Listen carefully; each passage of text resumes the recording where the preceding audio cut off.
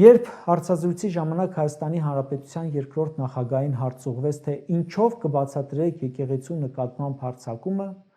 թվում է Նիկոլին էլ ձեռնտու չէ, Ռոբերտ Քոչարյանը պատասխանեց. Եթե ուզում եք հասկանալ եկեղեցու նկատմամբ ինչ է անում Նիկոլը,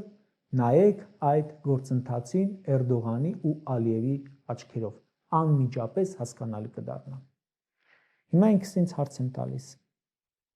իսկ ինչպիսին կուզենային տեսնել հայ առաքելական եկեղեցու նկատմամբ Հայաստանի իշխանության վերաբերմունքը Էրդողանը, Ալիևը, Փաշազադեն։ Այսպիսին, մի քիչ ավելի դաժան, որը ևս կլինի։ Եվ վերջում,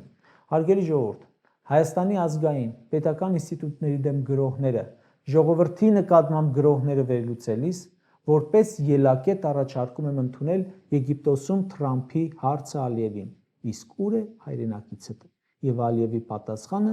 ձեռքը Նիկոլին ուղղելով։ Ալիևին պատերազմ պետք չէ։ Ինչ պետք է աներ պատերազմով, Փաշինյանը անում է իր ուժային իրավական մահակով։